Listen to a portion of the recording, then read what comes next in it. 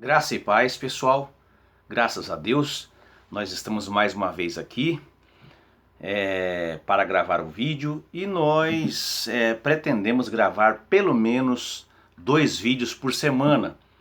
É um pouco corrido para mim, mormente que nós temos muitas outras atividades, incluindo aí o cuidado com a família, o trabalho secular, os trabalhos com a igreja, trabalhos voluntários que nós realizamos pela graça de Deus em uma organização não governamental que auxilia pessoas que estão na dependência química e outras coisas mais, de modo que nós ficamos com um tempo extremamente reduzido para gravar esses vídeos, mas eu considero muito importante nós usarmos a internet, que é este canal maravilhoso que nós temos, para alcançar os irmãos que nós não alcançaríamos se nós dependêssemos de estar presente na sala de cada um, na casa de cada um, na igreja de cada um, na comunidade de cada um.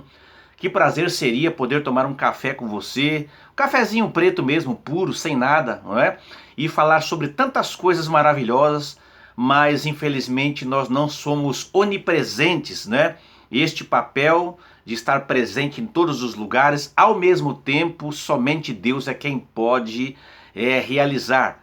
Mas então nós usamos os recursos da internet, que é uma ferramenta que pode ser usada tanto para o bem quanto para o mal, e nós queremos utilizá-la, usá-la para o bem. E foi feita uma pergunta, irmãos, na verdade a mim, e essa pergunta foi respondida no meu Facebook há uns meses atrás, e eu vou repeti-la. A pergunta foi: Paulo proibiu a prática de exercício físico? E foi tomado por base um texto de 1 de Timóteo, capítulo 4, versículo 8. Vamos ler esse texto? E esse texto deu uma polêmica, a maioria foi a favor, mas alguns não entenderam a minha proposta e foram contra. Fui abordado pessoalmente, inclusive, com uma certa aspereza, com uma certa rancorosidade, não é? E eu quero, não é reformular a resposta, porque eu tenho convicção que a resposta ela foi uma resposta coerente com as Escrituras, mas eu quero acrescentar algumas coisas baseadas naquilo pela qual me abordaram. 1 Timóteo, se você tiver Bíblia e quiser acompanhar, eu vou responder aqui esta pergunta, se Paulo proibiu a prática de exercício físico. Mas está escrito assim em 1 de Timóteo capítulo 4, versículo 8. Porque o exercício corporal para pouco aproveita, mas a piedade para tudo é proveitosa, tendo a promessa da vida presente e de que há de vir. Então veja que no início, aqui na parte A do versículo, Paulo, recomendando a Timóteo, ele disse, olha, porque o exercício corporal para pouco aproveita. E alguns irmãos, então, eles tomaram por base esta parte A, alegando que Paulo proibiu o exercício físico, e como é que se vê tanto crente em academia, e crente andando de bicicleta, e crente jogando bola, e crente nadando, e crente contratando personal trainer, e aquela coisa toda. Bom, irmãos, eu não estou aqui para dizer se exercício físico é pecado ou não. Vejam que não é isto que eu vou responder. Eu estou aqui para responder se a pergunta que me fizeram, se Paulo proibiu a prática de exercício físico.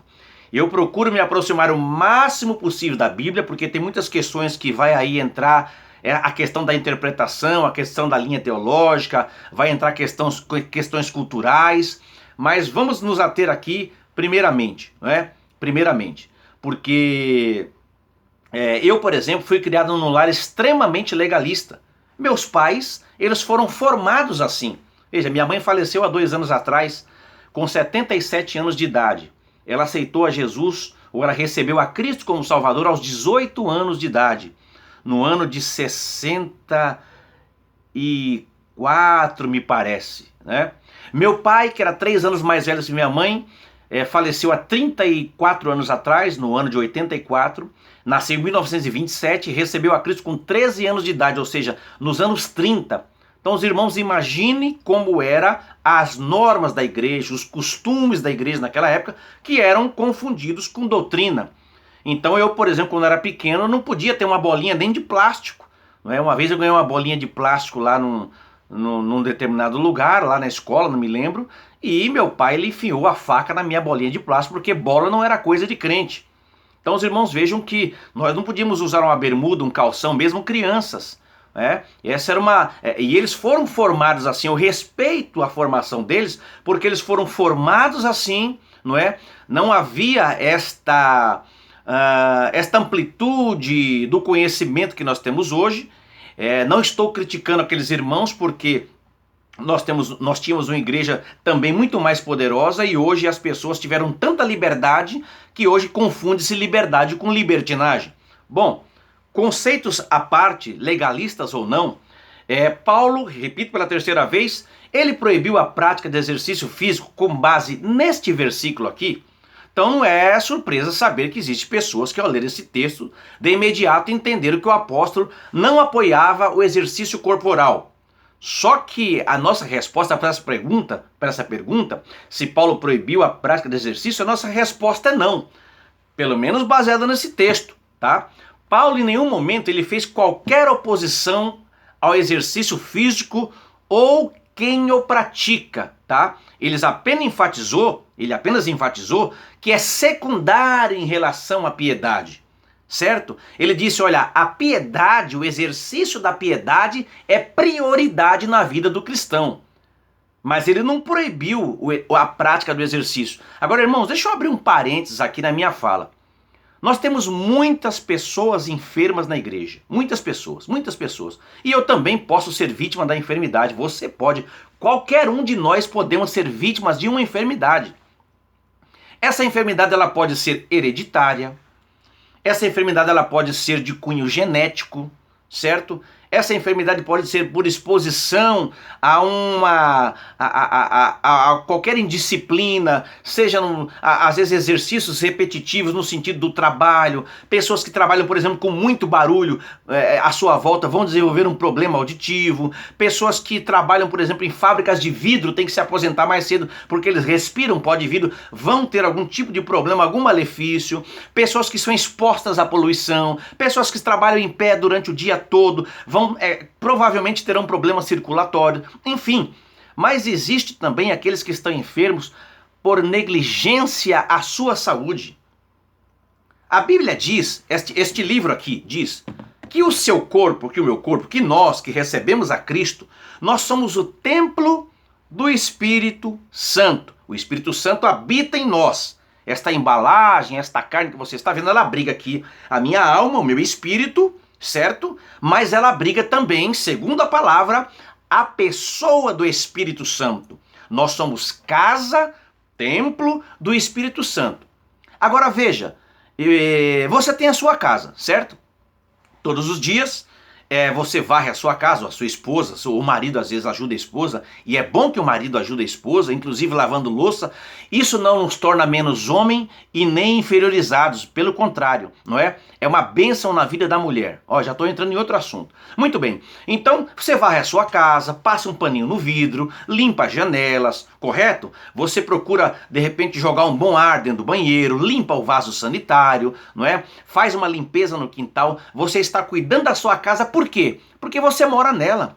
Porque você quer torná-la agradável, saudável para você mesmo, ou para alguém que venha de fora visitar a sua casa. Imagine alguém vindo visitar a sua casa e a cama desarrumada, a pia cheia de louça, chão todo sujo, uma bagunça. Quando alguém aperta a campainha, aí começa aquela correria dentro de casa. E quando não dá tempo de arrumar, aí vem aquela frase hipócrita que todo mundo diz, ai, não repara não. A primeira coisa que a pessoa vai fazer é reparar na sua casa, certo? Então você arruma a sua casa por quê? Porque você quer a sua casa em condições de abrigar a você mesmo, que é o morador da casa. Então volto aqui, nós somos o templo do Espírito Santo. Quantas pessoas dentre nós que não se cuida direito, irmãos? O médico fala, não coma isso. Ah não, Jesus cura. Não aceito isso, eu não aceito. Aí vai lá e come. Olha, você tem uma diabetes e tal, cuidado com a gordura, com a fritura, com doce. Ah, não, mas aí fica testando no limite ali, vai testando, vai comendo. Aí, não, eu não como nada, mas quando eu chego num casamento, eu tenho que tomar meu refrigerante. Quando eu chego numa festa, eu tenho que comer meu pedaço de pudim. Muito bem, negligente. E aí você quer que Jesus te cure.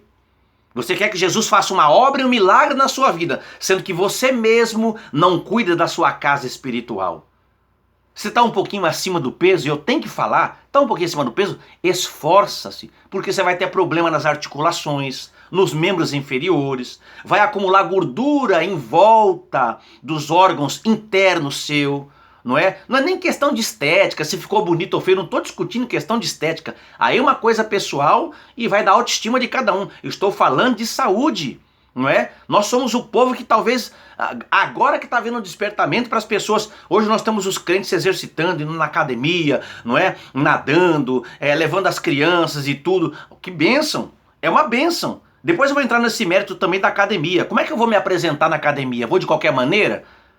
Eu tenho que me apresentar sendo sal e luz, mas vamos por partes, não é? Então, veja, aí o pregador está lá, irmãos, venha na frente os irmãos que estão enfermos. Olha, pela fé Jesus pode te curar, eu creio completamente nisso. Pela fé Jesus pode te curar.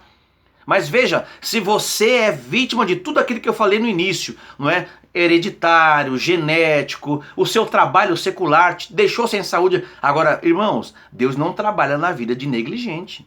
Ele não vai trabalhar.